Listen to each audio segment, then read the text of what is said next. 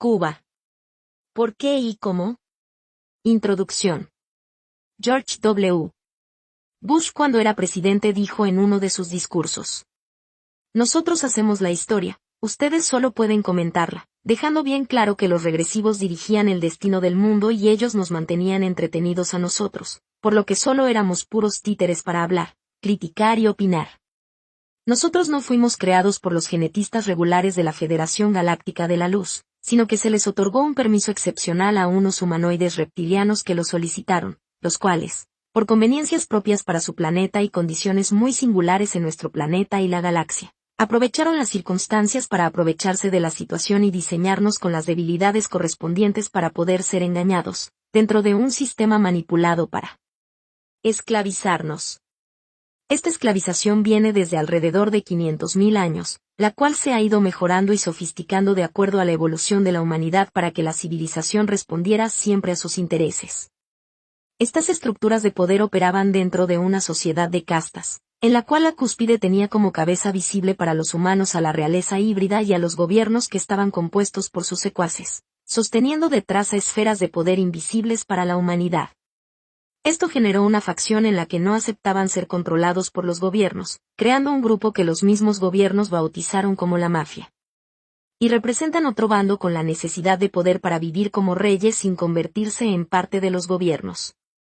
Como el dinero se convirtió en un gran instrumento de control, la mafia logró producir lo suficiente para crear grandes corporaciones que terminarían controlando el mundo. La Cuba de los años 1950 s. Cuba tiene una posición geográfica muy cercana a la Florida, Estados Unidos, por lo que se convirtió en el destino ideal para que las corporaciones lideradas por la mafia norteamericana fueran estableciendo su sede central en la isla. Fue el presidente Fulgencio Batista quien les abrió las puertas a las inversiones norteamericanas, a cambio de incentivos que el gobierno cubano les daba para que invirtieran en dicha isla. ¿Cómo? Cuba se convirtió en un destino tan atractivo que la mafia no solo se radicó en Cuba, sino que invitaban a los congresistas y jueces de Estados Unidos a visitar Cuba, por tanto estarían a su favor y protegerían mejor sus intereses. Ya que estos funcionarios encontraban en Cuba un mundo sin límites y sin reglas, donde sus deseos desenfrenados podían convertirse en realidad de manera impune. Era solo un cambio de bando o servirles al mejor postor. Viendo esta situación, el gobierno de Estados Unidos decide trazar una estrategia que impida esta jugada de la mafia en Cuba y al mismo tiempo tenía que evitar que sucediera en otros países con condiciones geopolíticas parecidas. El Plan Maestro. Entonces el gobierno americano traza un plan para inhabilitar a Cuba como el lugar donde la mafia norteamericana podía operar sin el control del gobierno. Por lo que desarrollan una acción para llevar a Fidel Castro al poder, formado y entrenado por la CIA, dándole todos los recursos necesarios para que pudiera derrocar al gobierno de Fulgencio Batista. Iniciado el gobierno de Fidel Castro, todas las promesas hechas por el gobierno norteamericano no se cumplen, hacen que Fidel Castro haga una alianza con la Unión Soviética, para convertirlo en un doble agente a sus servicios. Pero el plan del gobierno de Estados Unidos era que Fidel se mantuviera como jefe de Cuba y aliado a la Unión Soviética para inhabilitar a Cuba de servir como hogar para el desarrollo de la mafia. Sirva como espía de los Estados Unidos en la Unión Soviética, acusándolo de ser un gobierno comunista para justificar el embargo comercial, sin importar llevar a su pueblo a la miseria. Por lo que queda muy claro de que Fidel Castro nunca fue un objetivo para ser removido por el gobierno norteamericano, razón por la que se mantuvo tanto tiempo el poder.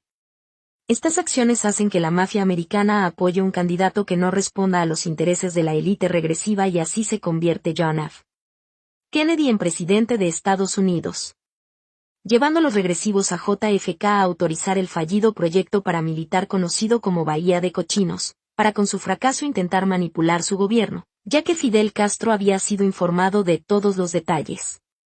Los regresivos aprovechan el poder de los militares tanto en Estados Unidos, como en la Unión Soviética para instalar misiles en Cuba para detonar la Tercera Guerra Mundial nuclear para despoblar el planeta, desarticulando el movimiento de la nueva era que amenazaba sus intereses.